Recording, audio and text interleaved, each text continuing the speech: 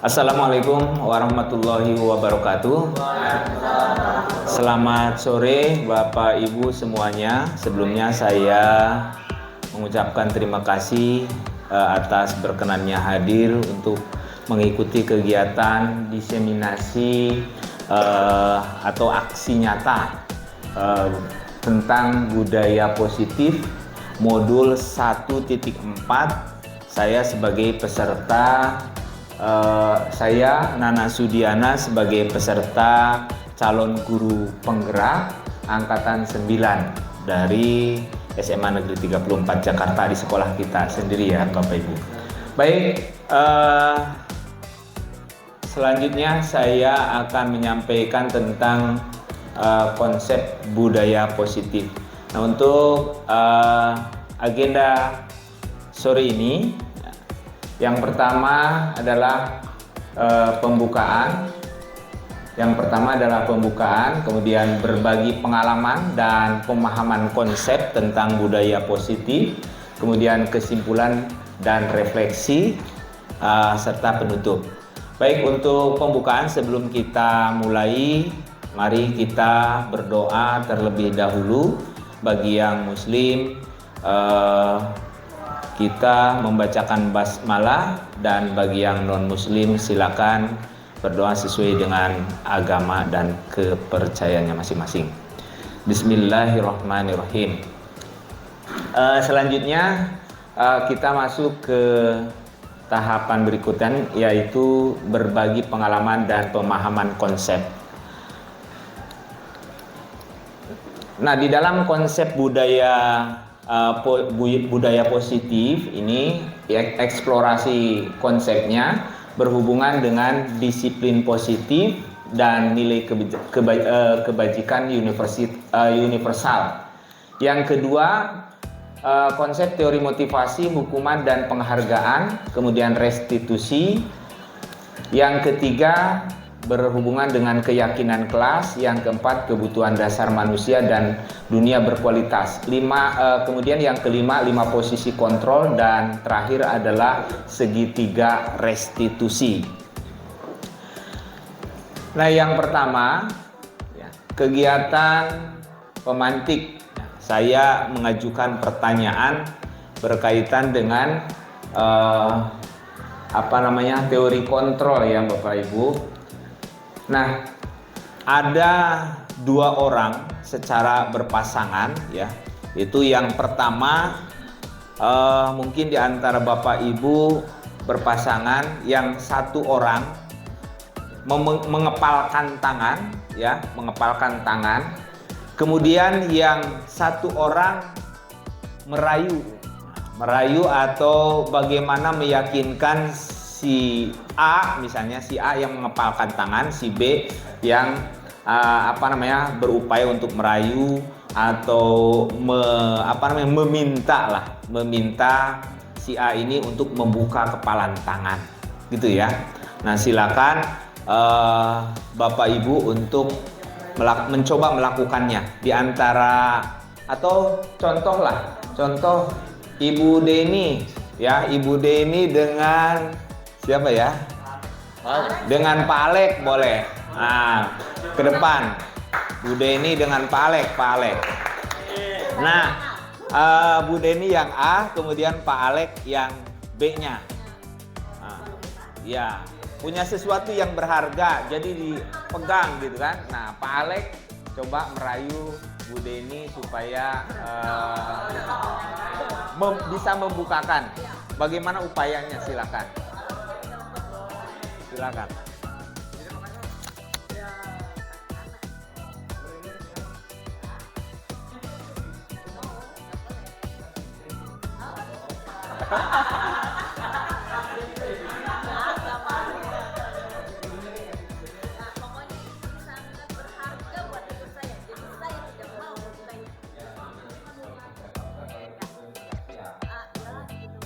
Oh gitu.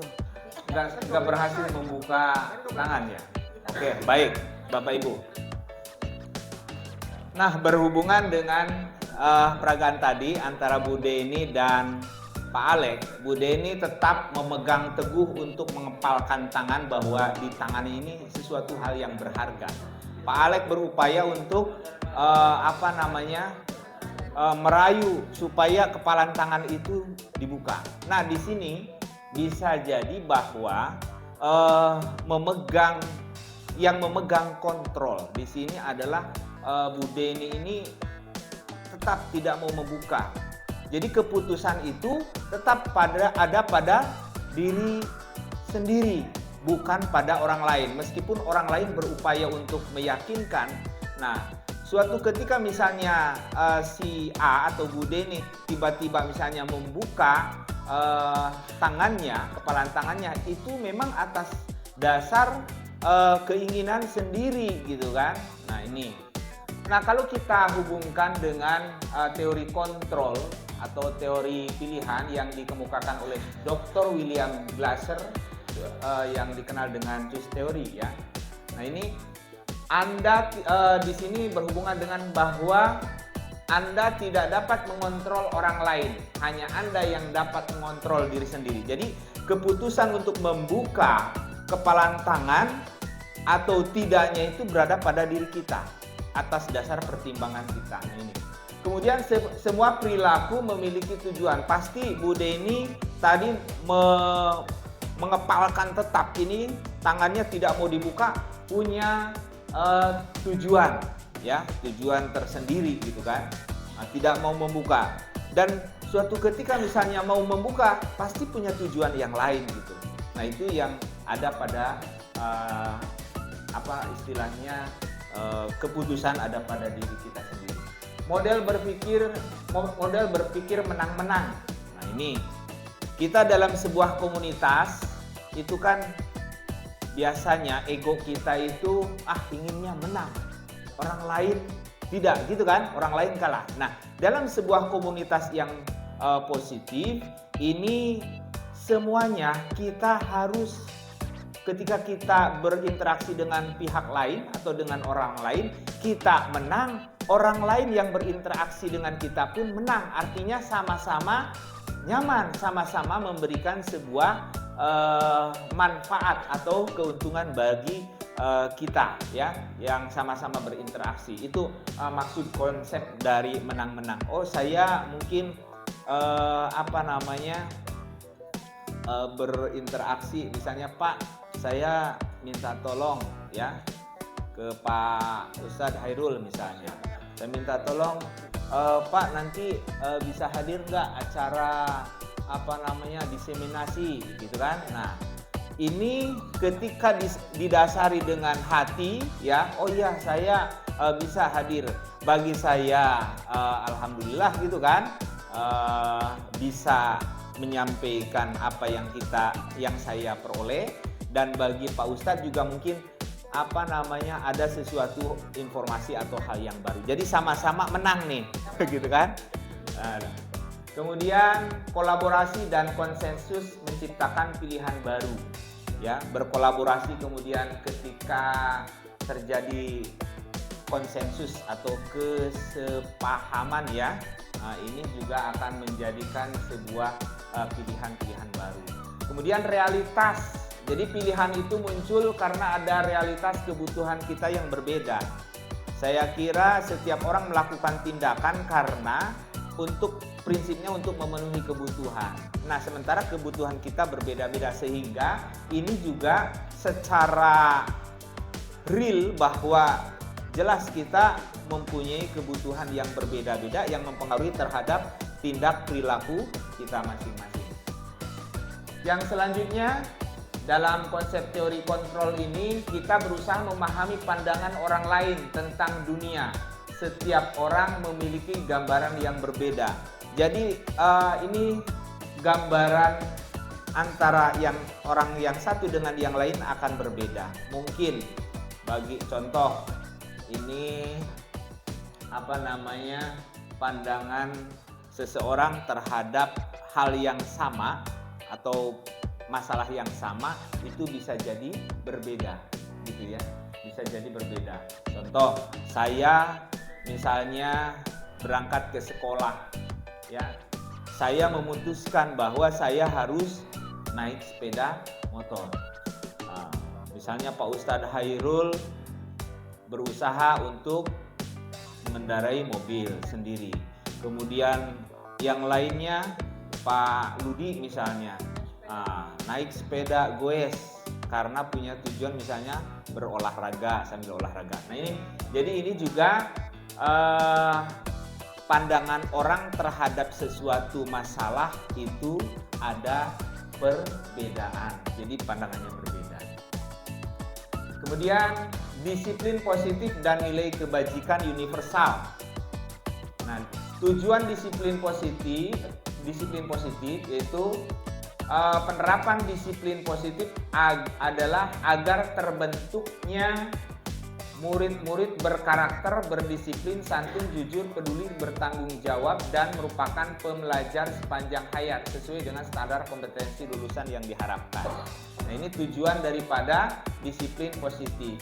Nah, apakah makna disiplin positif? Nah, ini disiplin positif ini berasal dari bahasa Latin, yaitu disciplina, artinya belajar. Jadi disiplin itu sebenarnya punya makna belajar. Kebanyakan orang akan menghubungkan kata disiplin dengan tata tertib, teratur, dan kepatuhan pada peraturan. Kata disiplin juga sering dihubungkan dengan hukuman, padahal itu sesungguhnya berbeda antara disiplin dan hukuman, gitu ya.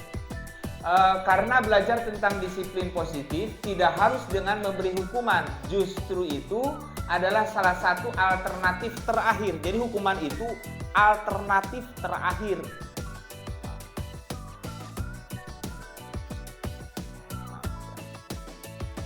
Alternatif terakhir dan bila perlu tidak digunakan sama sekali. Disiplin diri membuat orang menggali potensinya menuju sebuah tujuan, apa yang dia hargai. Jadi ini nanti akan berhubungan dengan keyakinan.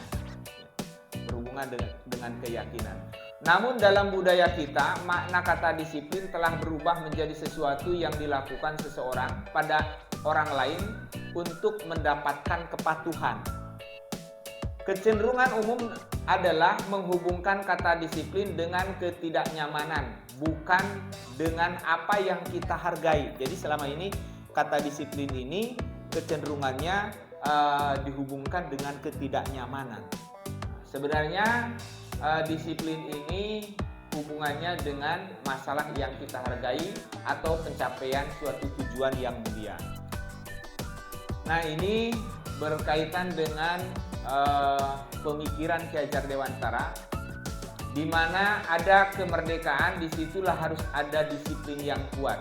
Sungguh pun disiplin itu bersifat self disiplin, yaitu kita sendiri yang wajib kita dengan sekeras-kerasnya, tetapi itu sama saja, sebab jikalau kita tidak cakap melakukan self disiplin, wajiblah penguasa lain mendisiplinkan diri kita. Dan peraturan demikian itulah harus ada di dalam suasana yang merdeka. Ini menurut Ki Hajar Dewantara. Nah, untuk mencapai kemerdekaan atau dalam konteks pendidikan kita saat ini, untuk menciptakan murid yang merdeka, syarat utamanya adalah harus ada disiplin yang kuat. Disiplin yang dimaksud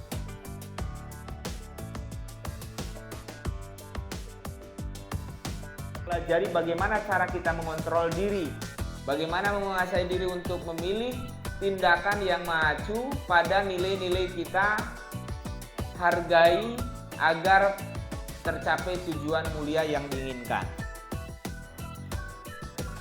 Dengan kata disiplin, seseorang yang memiliki disiplin diri berarti mereka bisa bertanggung jawab terhadap apa yang dilakukan karena mereka mendasarkan tindakan mereka pada nilai-nilai kebajikan universal. Sebagai pendidik, tujuan kita adalah menciptakan anak-anak yang memiliki disiplin diri sehingga mereka bisa berperilaku dengan mengacu pada nilai-nilai kebajikan universal dan memiliki motivasi intrinsik, bukan motivasi ekstrinsik.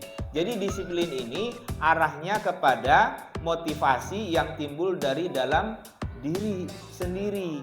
Itu motivasi intrinsik. Jadi bukan pada motivasi ekstrinsik. Nilai-nilai kebajikan universal berarti nilai kebajikan yang disepakati bersama. Jadi nilai kebajikan universal itu nilai kebajikan yang disepakati bersama lepas dari suku bangsa, agama, bahasa maupun latar belakangnya. Nilai-nilai ini merupakan payung besar dari sikap dan perilaku kita, atau nilai-nilai ini merupakan fondasi kita berperilaku. Nilai-nilai kebajikan adalah sifat-sifat positif manusia yang merupakan tujuan mulia yang ingin dicapai setiap individu. Nah, ini nilai kebajikan yang ingin dicapai oleh setiap individu, oleh setiap anak Indonesia yang kita kenal dengan profil pelajar Pancasila, yaitu beriman, bertakwa kepada Tuhan Yang Maha Esa dan berakhlak mulia, mandiri, bernalar kritis, berkebinekaan global, bergotong royong dan kreatif. Inilah nilai-nilai kebajikan bagi bangsa Indonesia yang harapannya nanti anak-anak Indonesia ini bisa mengimplementasikannya dalam kehidupan sehari-hari. Teori yang berhubungan dengan teori motivasi, hukuman, konsekuensi, restitusi. Nah, di dalam teori motivasi ada 3 perilaku manusia yang mendasari manusia itu melakukan atau tindakan tertentu.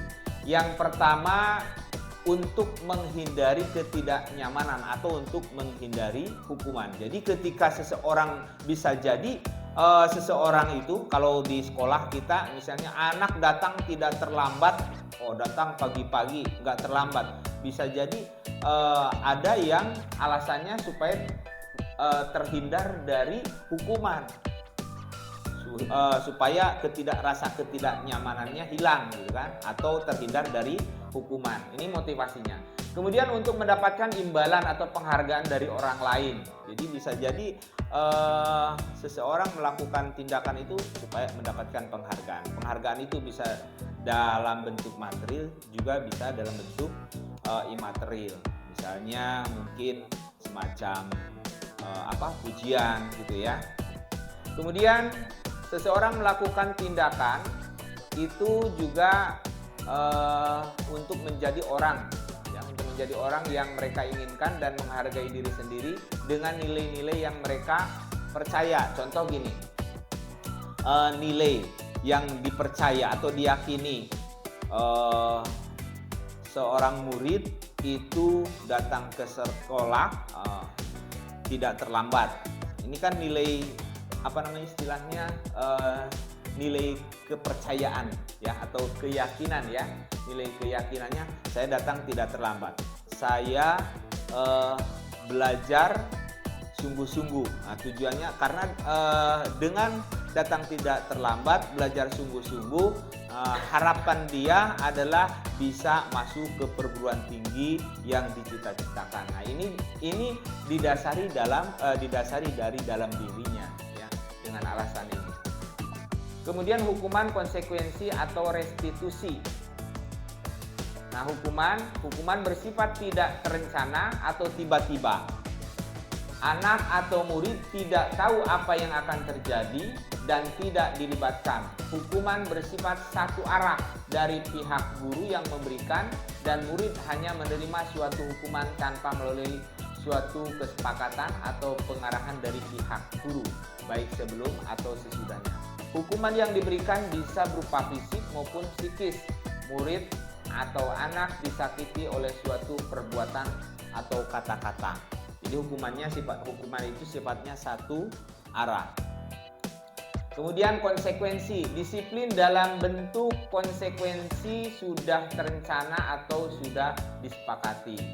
sudah dibahas dan disetujui oleh murid dan guru. Umumnya, bentuk konsekuensi dibuat oleh pihak guru atau sekolah dan murid sudah mengetahui sebelumnya konsekuensi yang akan diterima bila ada pelanggaran.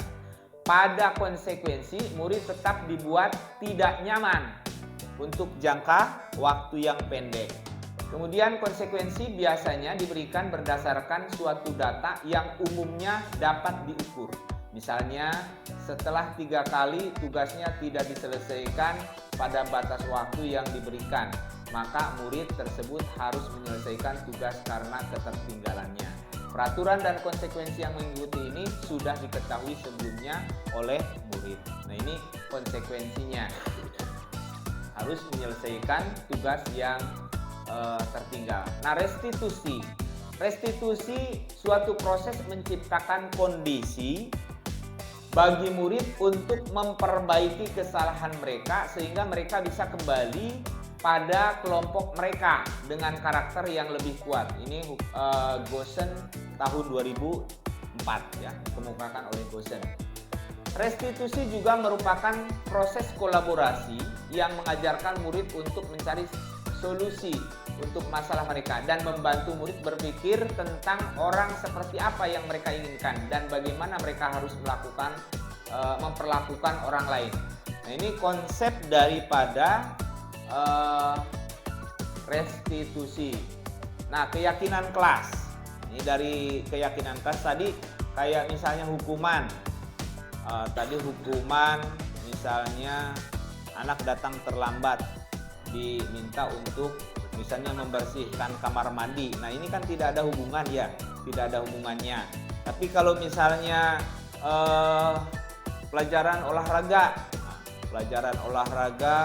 misalnya siswa namanya Udin turun terlambat, teman-temannya sudah ngumpul di lapangan untuk melakukan olahraga. Nah, Udin ini konsekuensinya misalnya untuk lari 2 keliling atau 3 keliling gitu ya. Nah, ini ada hubungannya dengan kegiatan olahraganya. Nah, baik, selanjutnya sampai di sini mungkin ada yang ingin ditanyakan. Kalau tidak ada, kita lanjut dulu ya. Nah, berkaitan dengan keyakinan kelas. Nah, keyakinan kelas, pertanyaannya, mengapa keyakinan kelas? Mengapa tidak peraturan kelas saja? Kemudian, mengapa ada keyakinan kelas? Penting untuk terbentuknya sebuah budaya positif. Kemudian, bagaimana mewujudkan sebuah keyakinan kelas yang efektif? Nah, ini pertanyaannya. Nah, mengapa keyakinan kelas bukan peraturan kelas? Coba Bapak Ibu, barangkali ada yang Pak Taufik, menurut Pak Taufik gimana? Kenapa? Keyakinan itu tertanam di dalam pemikiran dan aktualisasi sehingga pasti sebuah harapan daripada pribadi.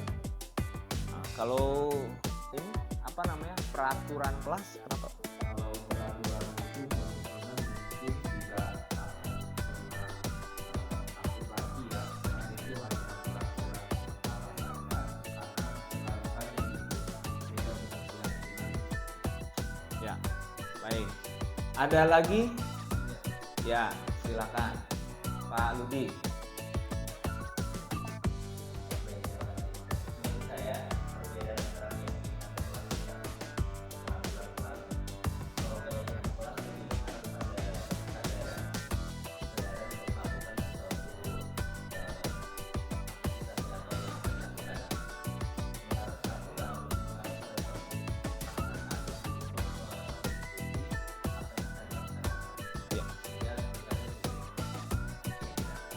Baik. Baik, terima kasih Pak Taufik, Pak Ludi. Nah, keyakinan, ada lagi Bapak Ibu? Bu Linda mau menyampaikan mengapa keyakinan kelas, mengapa tidak peraturan kelas saja?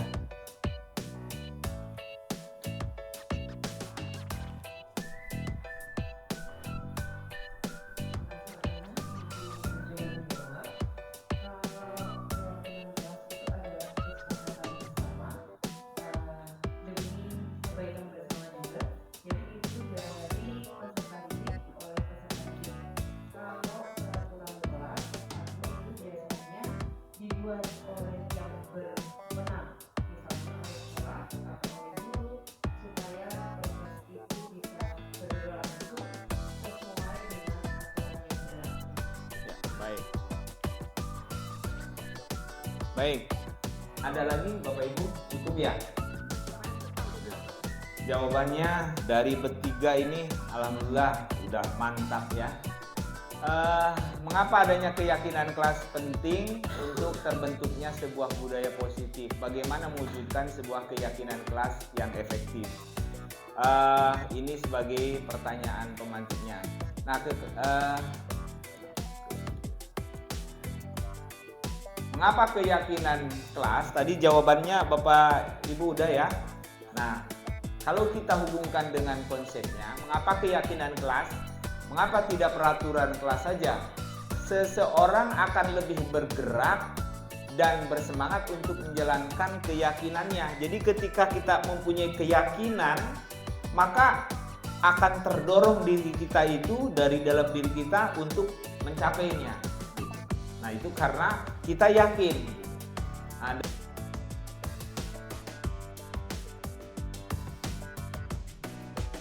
Dan peraturan juga kan harus tahu. Ini aturannya tujuannya untuk apa, manfaatnya untuk siswa atau untuk kita apa. Tapi kalau kita meyakini, wah saya kalau datang misalnya tidak terlambat, saya punya keyakinan dari diri kita, ya dari diri saya sendiri. Kalau saya akan berusaha untuk datang tidak terlambat. Murid-murid pun demikian. Mereka perlu mendengarkan dan memahami arti sesungguhnya tentang peraturan-peraturan yang diberikan. Apa nilai-nilai kebajikan di balik peraturan tersebut, apa tujuan utamanya, dan menjadi tidak tertarik atau takut sehingga hanya sekedar mengikuti rangkaian peraturan yang mengatur mereka tanpa memahami tujuan mulianya. Jadi dengan keyakinan kelas ini kan masing-masing ya. Nah, Bapak Ibu, saya sudah mencoba untuk mempraktikkan ya tahapan membuat keyakinan kelas. Nah, yang saya lakukan di kelas 12 MIPA 1. Nah, tahapannya yang pertama, saya mencoba untuk bertanya kepada murid tentang impian kelas. Jadi di dalam kelas itu punya impian apa saja sih, gitu kan?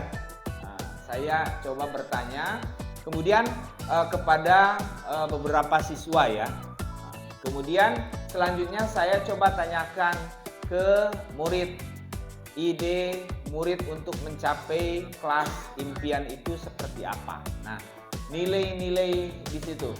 Kemudian tahapan berikutnya mengambil kesimpulan dari ide murid. Jadi murid-murid ini menuliskan kemarin di sticky note ya untuk di semua siswa yang hadir saat itu. Kemudian dibuat sebuah kesimpulan, diambil kesimpulan oleh ini, dan kesimpulan ini dibacakan di depan kelas, dibacakan oleh yang di depan ini, tim yang membuat kesimpulan. Disepakati enggak? Disepakati tidak kesimpulan dari keyakinan kelas ini. Jadi ditanyakan, dibacakan satu-satu. Memang ada keyakinan yang dituliskan itu, keyakinan ada yang hampir sama. Jadi mereka menyimpulkan, oh ini sama nih. Misalnya mengerjakan tugas tepat waktu. Yang satunya mengerjakan PR sebelumnya. Nah, itu mereka kelompokkan sehingga disimpulkan menjadi sebuah keyakinan. Kemudian, nah ini tahapan selanjutnya ya, membuat poster. Siswa sendiri yang membuat. Kemarin itu membuat poster berisi keyakinan kelas yang memang sepakati bersama. Kemudian ditandatangani poster keyakinannya, lakukan pemantauan. Nah, ini salah satu keyakinan kelas mereka adalah kami meyakini bahwa kelas bersih dan rapi memberikan kenyamanan dalam belajar. Nah, termasuk yaitu selesai jam pelajaran ini mereka mempraktekkan juga harus dinaikkan kursinya. Ini inisiatif mereka, naikkan kursinya ke atas meja. Tujuannya untuk membantu petugas kebersihan. Mudah-mudahan ini kita harus melakukan pemantauan di pelaksanaannya. Mudah-mudahan mereka setiap selesai jam pelajaran kemudian pulang di atas kursinya dinaikkan ke atas meja, dan sampah-sampah di kolong mejanya dibersihkan, dibuang ke tong sampah. Nah, ini juga proses pengambilan pembuatan keyakinan kelas itu dilakukan. Ada videonya udah saya upload, ini link YouTube-nya. Ada sekitar 30 menit ya. Nah, ini prosesnya untuk membuat keyakinan kelas. Nah, ini salah satu dokumentasi yang sudah dijalankan untuk keyakinan kelas. Kemudian kebutuhan dasar manusia. Kebutuhan dasar manusia itu dan dunia berkualitas ya. Ada 5 dasar kebutuhan manusia. Jadi manusia itu melakukan tindakan tertentu karena didasari oleh kebutuhannya. Yang pertama, untuk bertahan hidup, kasih sayang dan rasa diterima, kesenangan, kebebasan dan kekuasaan. Jadi seseorang melakukan tindakan tertentu itu karena mempunyai tujuan memenuhi kebutuhan. Nah, ini ya, pada dasarnya memenuhi kebutuhan dari 5 dasar ini. Nah, termasuk nanti juga berkaitan dengan tindakan siswa. Mengapa melakukan hal seperti itu? Pasti siswa itu untuk memenuhi kebutuhan ini, salah satunya. Kemudian dunia berkualitas. Dunia berkualitas Anda adalah tempat khusus dalam pikiran Anda. Tempat Anda menyimpan gambaran representasi dari semua yang Anda inginkan. Bisa berisi orang, hal, dan apa saja yang terbaik dalam hidup Anda dan membuat Anda merasa bahagia dan terpenuhi kebutuhan dasar Anda. Ini menurut Dr. William Glasser. Menyebutnya seperti semacam album foto, sehingga isinya tidak akan terlalu banyak, hanya akan terdiri dari beberapa hal saja yang sangat signifikan dan benar-benar terbaik dalam hidup Anda, yang membuat hidup Anda menjadi lebih bermakna. Kebutuhan dasar bersifat lebih umum dan universal. Jadi ketika untuk dunia berkualitas ini sudah di atas, artinya ada dalam pikiran khusus pikiran kita setelah kebutuhan dasarnya terpenuhi. Nah, misalnya mungkin kebutuhan dasar makan, kemudian saya sampai ke sekolah ya udah cukup gitu ya. Nah, meningkat dikit bayangan saya, pikiran saya, saya ingin supaya lebih cepat sampai ke sekolah, saya harus punya kendaraan, misalnya sepeda motor yang tadinya jalan kaki. Nah, ini kan satu pikiran. Bisa jadi mungkin pikiran Pak Zamzam misalnya, wah saya nggak bisa pakai motor, saya misalnya harus pakai mobil gitu kan, bayangannya beda gitu kan. Nah, ini bayangan atau pikiran yang ada khusus pada diri individu masing-masing. Nah, inilah termasuk dunia berkualitas. Jadi orang cukup jalan kaki juga terpenuhi gitu ya sampai tempat tujuan. Tapi ada dalam pikiran kita di luar itu ya. Murid kita juga mempunyai gambaran dunia berkualitas mereka. Tentunya sebagai guru kita ingin mereka memasukkan hal-hal yang bermakna dan nilai-nilai kebajikan yang hakiki ke dalam dunia berkualitas mereka. Bila guru dapat membangun interaksi yang memberdayakan dan memerdekakan murid, maka murid akan meletakkan dirinya sendiri sebagai individu positif dalam dunia berkualitas karena mereka menghargai nilai-nilai kebajikan. Jadi ketika di dalam murid punya pikiran ya, punya dunia berkualitas, boleh kita katakan katakanlah untuk memenuhi kebutuhan yang lebih ya, tapi karena didasari juga dengan nilai-nilai kebajikan, maka dengan pikiran lebihnya itu akan tetap memperhatikan nilai-nilai yang positif, gitu kan. Contoh, ini sering terkadang terjadi nih, antara kita misalnya punya punya kendaraan, naik sepeda motor atau mobil, gitu kan, mengendarai itu. Kemudian di saat habis hujan itu kan air bergenang. Nah, ketika nilai-nilai kebajikan ini kita terapkan, di samping misalnya di trotoarnya ada pejalan kaki, maka si pengendara ini akan menghargai nilai-nilai itu, mungkin menjalankan kendaraannya secara hati-hati sehingga tidak istilahnya air yang tergenang itu tidak menyiprat ke pejalan kaki. Nah, ini maksudnya salah satunya ya. Nah, kemudian ada 5 posisi kontrol, Bapak Ibu. Kita sebagai guru bisa juga sebagai penghukum, pembuat rasa bersalah. Nah, ini penghukum ini seorang penghukum bisa menggunakan hukuman fisik maupun verbal. Orang-orang yang menjalankan posisi penghukum senantiasa mengatakan bahwa sekolah memerlukan sistem atau alat yang dapat lebih menekan murid-murid lebih dalam lagi. Ini kalau kita posisi mengambil sebagai penghukum. Jadi kalau ada murid yang salah, kita istilahnya guru ini seolah-olah harus bisa menekan murid ini lebih dalam lagi. Nah, ini kalau kita mengambil posisi atau sebagai guru mengambil posisi sebagai penghukum.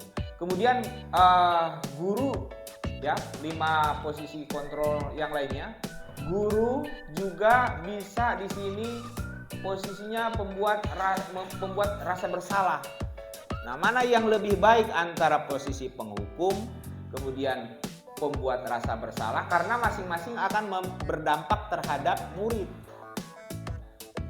Pembuat rasa bersalah akan menggunakan keheningan yang membuat orang lain merasa tidak nyaman, bersalah atau rendah diri. Pada posisi ini biasanya guru akan bersuara lebih lembut.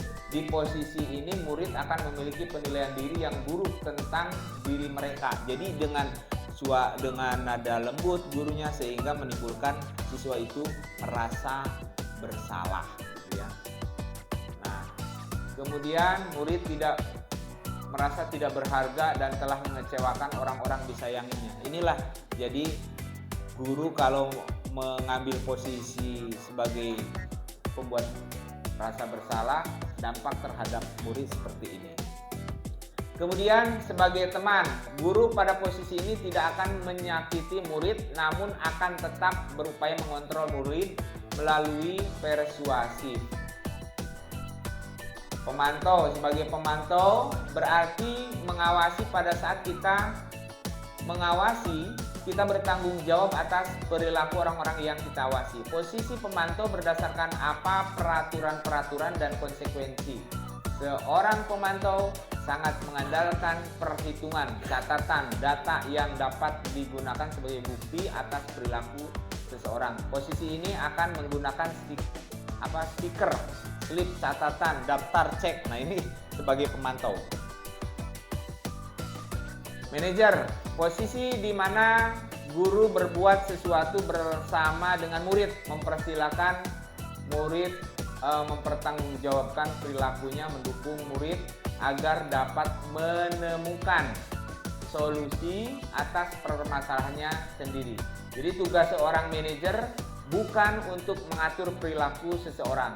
Kita membimbing murid untuk dapat mengatur dirinya. Seorang manajer bukannya memisahkan murid dari kelompoknya, tapi mengembalikan murid tersebut ke kelompoknya dengan lebih kuat dan lebih baik ya. Nah, segitiga restitusi ini sudah saya coba, saya praktikan juga 2 kasus, Bapak Ibu. Saya mencoba untuk mempraktikannya. Kebetulan memang kasusnya terjadi gitu ya. Nah, ada 2 kasus. Yang pertama kasus yang siswa terlambat, siswi terlambat. Kemudian yang kedua adalah di kelas yang saya ampu itu pada saatnya belum menyelesaikan tugas, gitu kan, belum menyelesaikan tugas. Dan ini real terjadi Bapak Ibu, saya coba praktikan. Nah, ini segi 3 restitusi. Yang pertama ada 3 tahapan. Yang pertama, menstabilkan identitas. Menstabilkan identitas ini artinya meyakinkan kepada siswa untuk intinya menyadarilah bahwa perbuatan yang dilakukan itu salah, ya. Artinya dengan salahnya itu nanti harapannya siswa tidak mengulang, ya, menstabilkan. Nanti ada istilahnya cara, ya, ada pendekatannya. Kemudian untuk yang kedua adalah validasi tindakan yang salah. Jadi bagaimana kita memvalidasi atau istilahnya mengecek, ya, benar nggak sih melakukan kesalahan, tapi dengan istilahnya supaya siswa itu mengakui dengan kesadaran. Gitu. Intinya arahnya ke sana. Kemudian yang tahapan yang ketiga yaitu menanyakan keyakinannya setelah menyadari bahwa betul telah melakukan kesalahan, ya, kesalahannya, penyebabnya. Nah, kemudian kita tanyakan keyakinannya. Kira-kira dia punya keyakinan, ya, sederhananya ginilah, punya keyakinan ke arah mana, cita-citanya apa, ya, keyakinan yang baik untuk anak itu seperti apa. Nah, dari situ baru kita lakukan menawarkan solusi di situ, ya. Nah, ini sudah saya posting juga di YouTube praktik tentang segitiga restitusi, ya, sudah saya coba praktikkan. Nah, ini saya coba praktikkan, saya ambil sebagian, Bapak Ibu.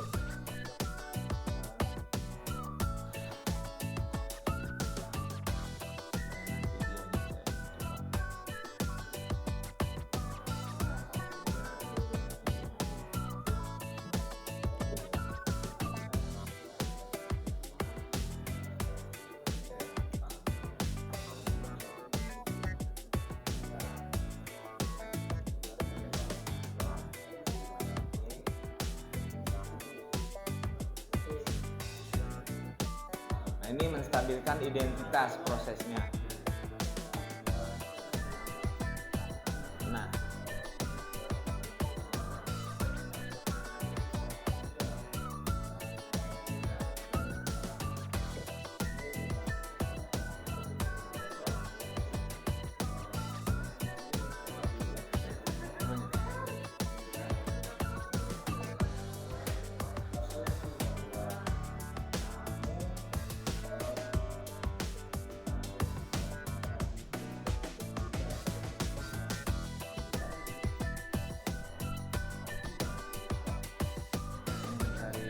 validasi tindakan yang salah.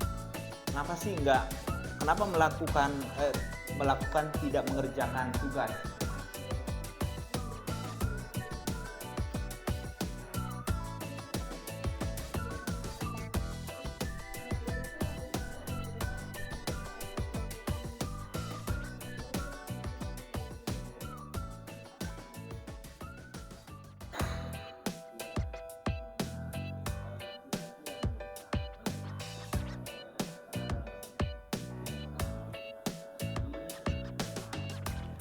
Nah, ini menanyakan keyakinan. Udah.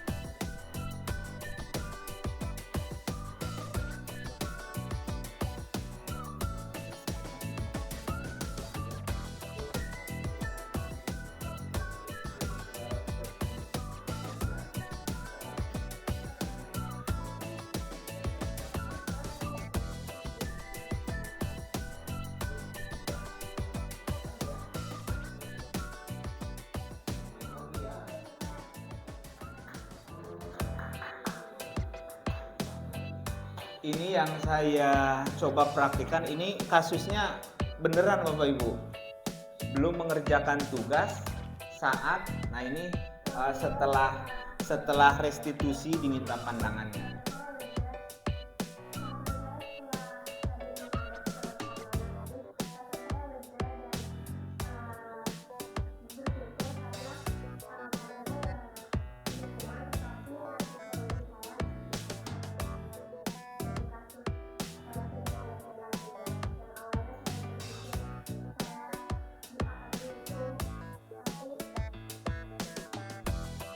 Terputus ya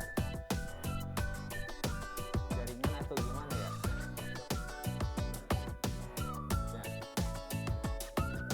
Sekian. Nah,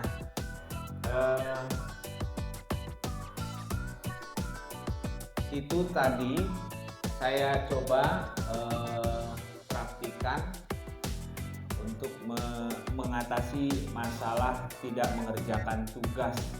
Jadi harusnya sudah selesai itu PR, ternyata pas saya cek keliling ada siswa yang belum mengerjakan tugas.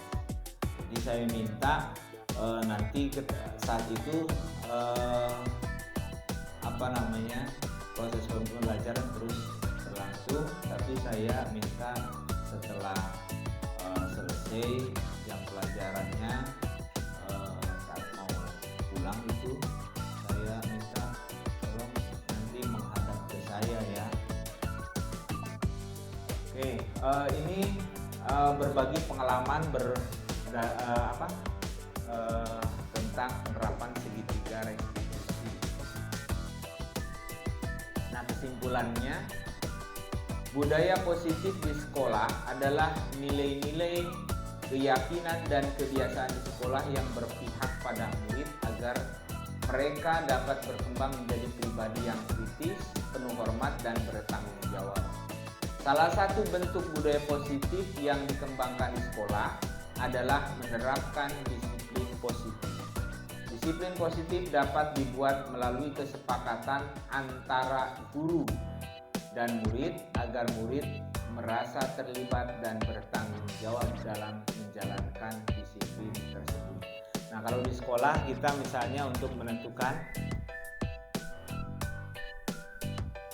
ya, untuk di sekolah ini untuk misalnya tadi untuk tingkat kelas membuat keyakinan kelas. Kemudian untuk tingkat sekolah mungkin ada perwakilan ya, ada OSIS, kemudian ada MPK membawa aspirasi ya dari tiap kelasnya untuk dibawa ke dalam sebuah forum untuk menentukan nilai-nilai yang diyakini positif untuk sekolah. Nah, baik Bapak Ibu, untuk kegiatan diseminasi tentang budaya positif ini mudah-mudahan bisa bermanfaat. Tapi sebelum kita mengakhiri, saya mungkin akan meminta pandangan atau pendapat dari Bapak Ibu. Mungkin Bu Deni, silakan Bu Deni. Bu Deni bisa maju ke depan aja.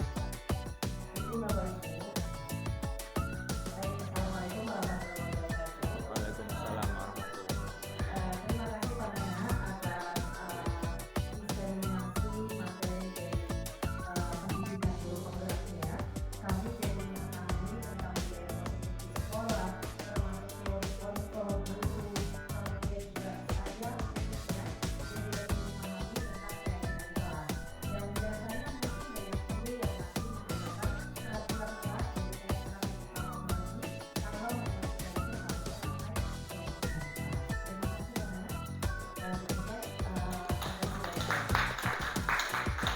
Terima kasih Bu Deni. Ada lagi mungkin Pak Ludi mau menyampaikan pandangannya dengan proses diseminasi ini, bagaimana terhadap pandangan Bapak Ibu guru. Terima kasih.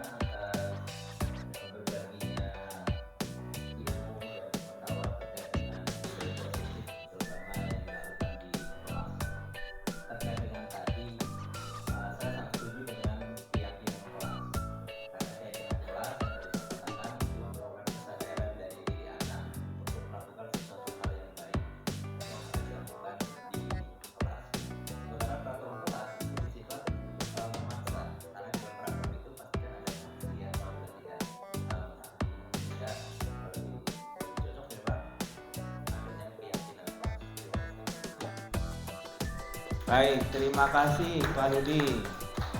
Selanjutnya ada lagi Bapak Ibu. Pak Gultom, Pak Rebisman Gultom, silakan.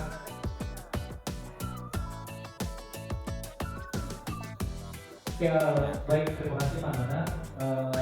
Setelah tadi melalui beberapa apa ya istilahnya pemaparan tadi dari Pak Nana, saya mendapat banyak info, walaupun belum terlalu mendalam ya Pak Nana. Tadi seperti budaya konflik itu seperti apa, kemudian posisi guru itu seperti apa, kemudian dunia berkualitas peserta didik itu seperti apa. Terus juga tadi ada yang menarik yang segitiga restitusi. Nah itu juga karena tadi menyajikan video dan bagaimana treatment segitiga restitusi tersebut. Kemudian yang terakhir juga tentang keyakinan. Terima kasih Pak Nana. Baik. Ada lagi Bapak Ibu? Ada lagi? Nah iya Bapak Ibu, praktik tadi segitiga restitusi itu saya terapkan ke kasus yang sesungguhnya. Kemudian saya tidak membuat skenario, tapi saya ingat tahapan-tahapannya yang perlu dilakukan sesuai dengan konsep teori segitiga restitusi. Kemudian ini dalam proses pembelajaran pendidikan guru penggerak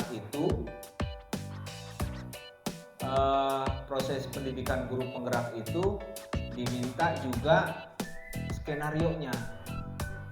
Jadi saya buatkan, akhirnya saya buatkan skenarionya dari apa yang sudah saya lakukan. Gitu. Nah, yang saya rasakan ketika saya melakukan segitiga restitusi, yang pertama pikiran saya sebagai guru ya harus bisa mengendalikan emosi, karena anak mungkin ada alasan-alasan tertentu, dan ini memang saya berusaha untuk mengendalikan emosi, tidak marah-marah dulu, tidak marah-marah gitu ya.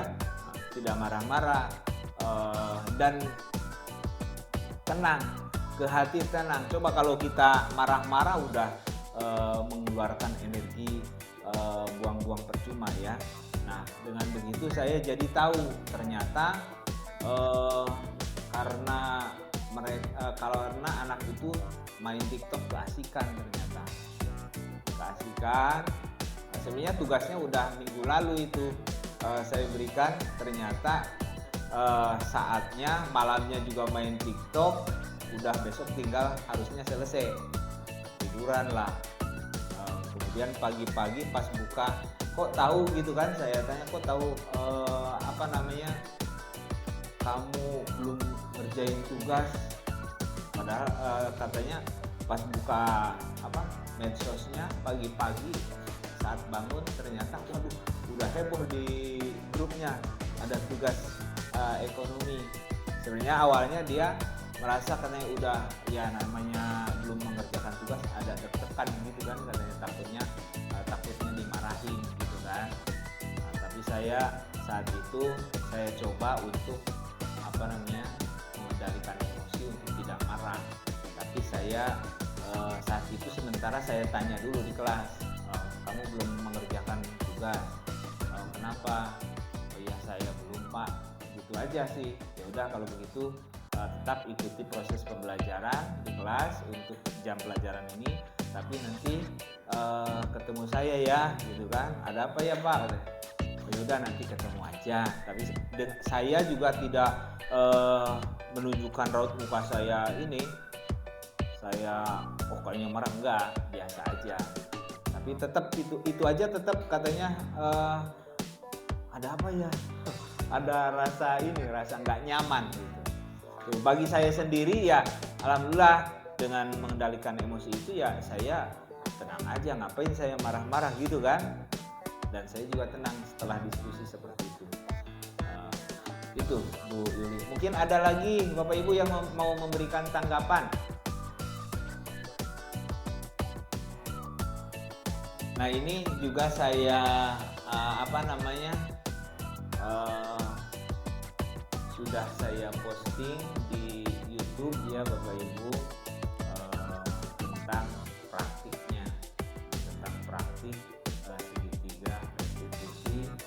Kemudian ada juga yang demonstrasi kontekstual yang lainnya. Nah, ada yang diposting di YouTube.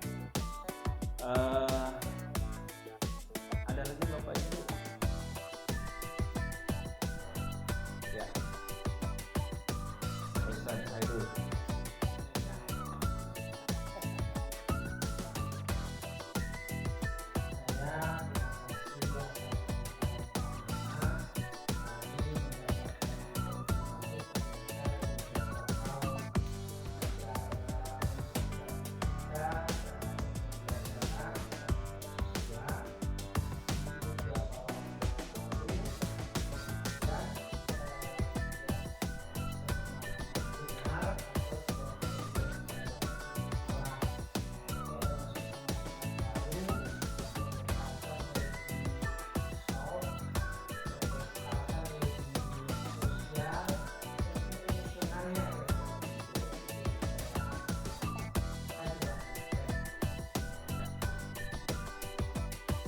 Baik, terima kasih Pak Ustadz Hairul.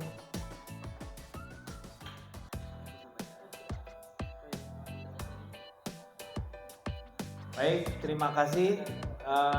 Saya sampaikan, saya ucapkan kepada Bapak Ibu guru yang telah berkenan hadir mengikuti kegiatan diseminasi budaya positif modul 1.4 untuk program pendidikan guru penggerak dari saya. Yang mudah-mudahan bisa bermanfaat, dan saya juga sangat berterima kasih kepada semuanya Bapak Ibu dan juga kepala sekolah yang telah memfasilitasi, mendukung untuk kegiatan diseminasi ini. Tadi di susunan acara di akhir kita melakukan penutupan ya Bapak Ibu. Bagi yang muslim kita ucapkan hamdalah, bagi yang muslim silakan berdoa menurut agama dan keyakinan. Alhamdulillahirabbil alamin. Kurang lebihnya saya mohon maaf, saya tutup. Wassalamualaikum warahmatullahi wabarakatuh. Selamat sore.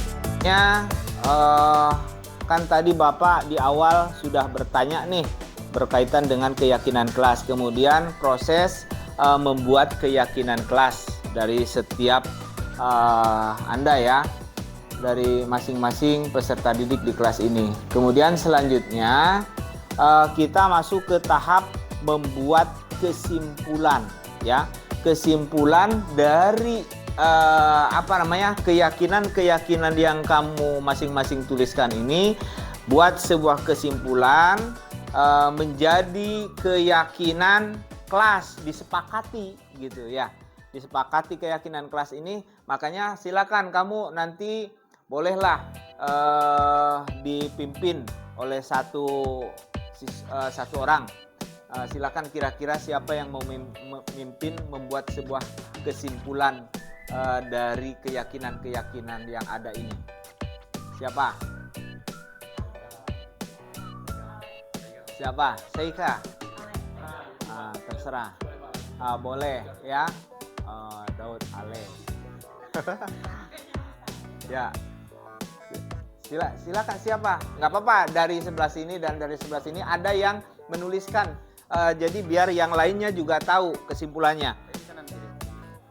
Gak apa-apa. Dari sini misalnya membuat satu kesimpulan. Nah, boleh dibuat, tulis kesimpulan di sini. Nanti satu apa? Keyakinan ya. Keyakinan kelas. Jadi membuat kesimpulan dari keyakinan yang ada menjadi sebuah keyakinan kelas ya. Kesimpulan menyusun keyakinan kelas. Nanti tolong dituliskan juga di kertas ya. Nah, jadi dari yang ada disimpulkan. Mungkin ada yang nilainya hampir sama menjadi sebuah keyakinan kelas. Misalnya ada 2 keyakinan dari siswa yang berbeda, tapi itu prinsipnya sama, dibuat sebuah kesimpulan ya, kesimpulan keyakinan kelas.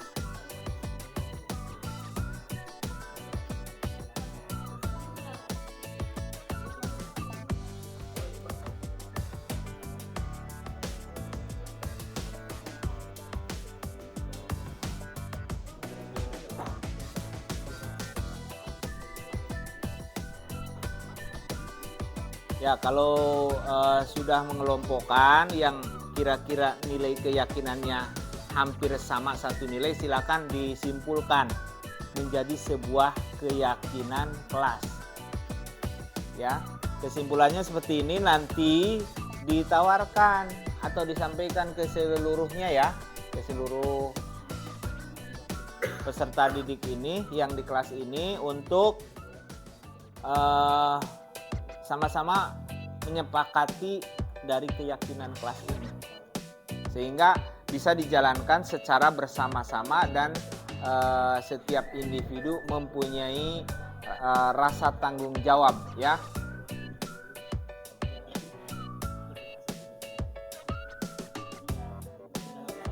Ya, sambil ini aja, sambil dibunyikan, disebutkan supaya teman-teman yang lain ya mengetahui gimana ini disepakati enggak gitu. Kalau sudah disepakati, tolong ini juga ya, ditulis di kertas. Kesimpulan keyakinan kelas. Nah, Ale, yang pertama apa kesimpulannya? Kan ini ada beberapa nilai yang hampir sama ya, artinya nilai positifnya ya ada yang hampir sama, kemudian dibuat sebuah kesimpulan ya.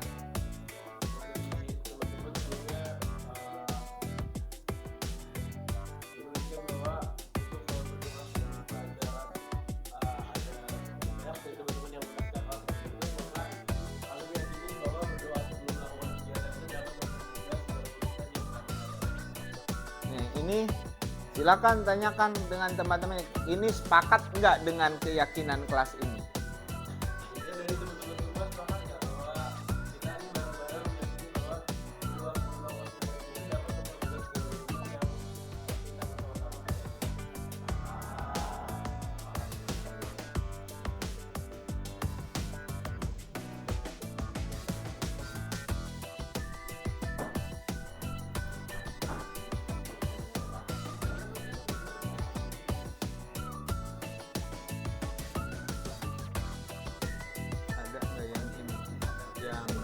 Yang kalau pulang misalnya menjaga kebersihan, ada menjaga kebersihan. Jadi kalau pulang kursi di bahkan ya, kalau misalkan kami bersama-sama meyakini dalam sikap bapak kami itu dapat melahirkan atau merupakan seorang siswa atau pribadi yang baik. berarti kami harus bersikap sopan santun ya dengan siapapun gitu kan, itu keyakinannya.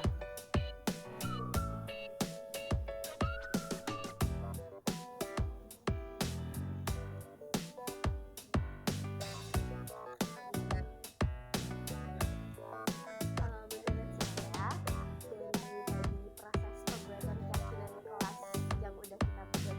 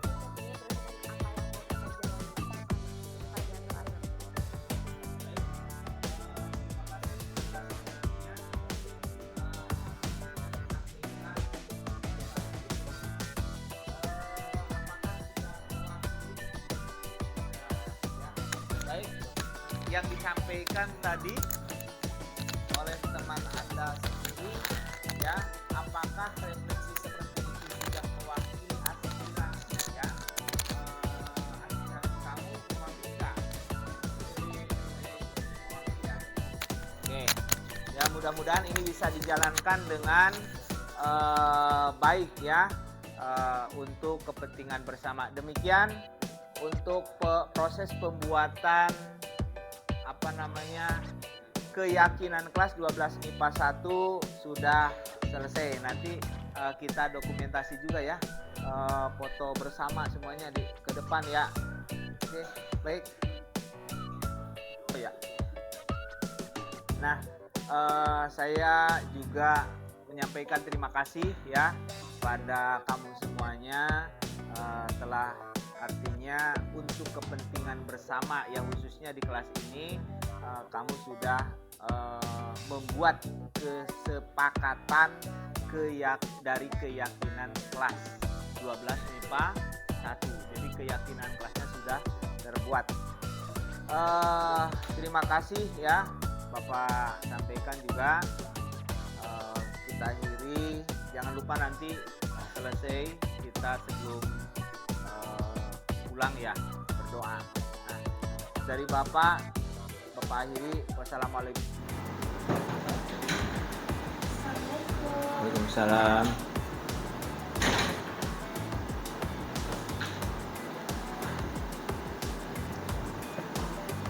Ada apa ya Pak tadi manggil saya ke sini? Oh iya, tadi kan saat pelajaran Bapak, pelajaran ekonomi ya, kamu tugasnya belum selesaikan.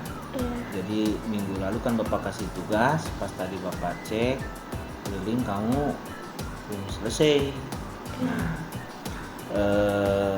Bapak merasa yakin bahwa setiap orang pasti pernah melakukan kesalahan, ya. Iya. Termasuk Bapak juga pernah melakukan kesalahan. Kamu bukan satu-satunya orang yang pernah melakukan hal ini, seperti yang tadi tugasnya belum selesai, gitu kan?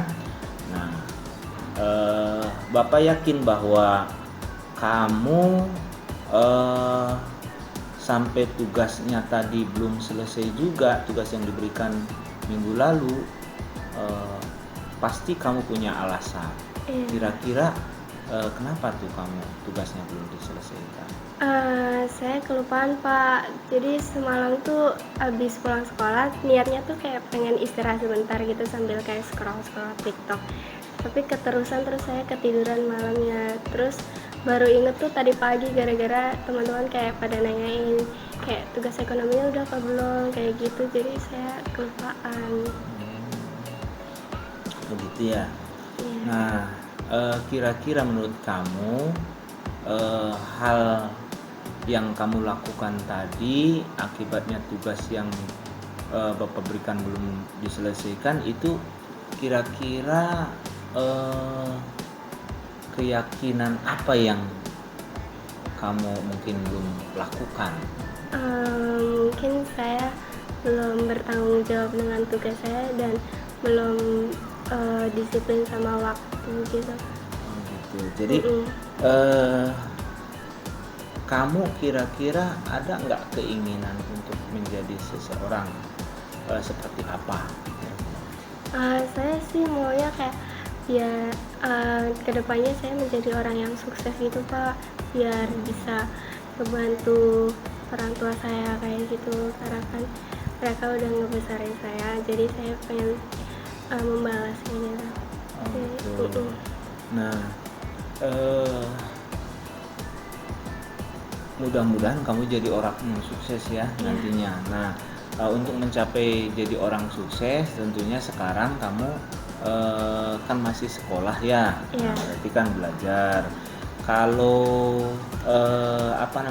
hal yang kamu alami tadi tugas belum diselesaikan, kira-kira apa yang bisa kamu lakukan untuk memperbaikinya? Mungkin saya lebih bertanggung jawab lagi sama tugas saya, jadi saya setelah dikasih tugas saya ngerjain di rumah tugas-tugas saya, dan nggak menunda-nunda tugasnya biar nggak kelupaan lagi. Mungkin seperti itu. Ya, mudah-mudahan ya ke depan kamu lebih baik lagi ya. Iya, Pak. Jangan sampai lupa mengerjakan tugasnya supaya keyakinan kamu ingin menjadi orang yang sukses dan bertanggung jawab, insya Allah mudah-mudahan bisa terlaksana gitu ya. Amin. Oke, mudah-mudahan kamu bisa perbaiki. Terus tugas yang ini kira-kira mau kapan kamu mau selesai? Mungkin nanti setelah pulang sekolah saya ngerjain, jadi besok saya kasih ke Bapak. Oh ya, oke, ya udah kerjakan ya. Iya, Pak. Ya, udah, jangan diulang lagi ya. Iya, Pak. Makasih, Pak.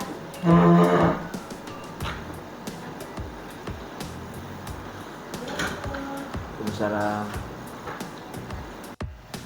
Perasaan saya setelah tadi menghadap ke Pak Nana tadi, perasaan saya lega dan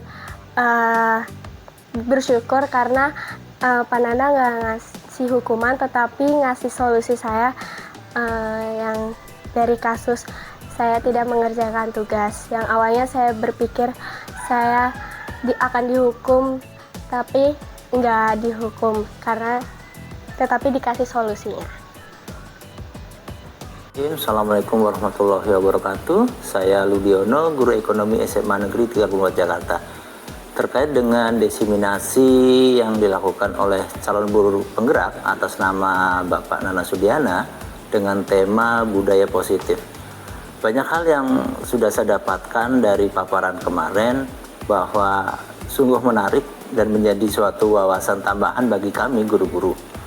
Antara lain terkait dengan antara aturan kelas dengan keyakinan kelas. Nah, ini yang mungkin bisa menjadikan sebuah inspirasi bagi kami semua sebagai guru pada saat membuat kesepakatan kelas. Ternyata keyakinan kelas itu akan lebih jauh lebih baik daripada peraturan kelas, di mana keyakinan kelas itu lebih menitik beratkan pada suatu kesadaran bagi siswa untuk berbuat hal yang lebih baik dan positif dibandingkan dengan aturan kelas di mana ada unsur keterpaksaan. Demikian yang saya dapat sampaikan. Terima kasih. Assalamualaikum warahmatullahi wabarakatuh. Assalamualaikum warahmatullahi wabarakatuh. Saya Bu Linda selaku guru mata pelajaran matematika di SMA Negeri 34 Jakarta.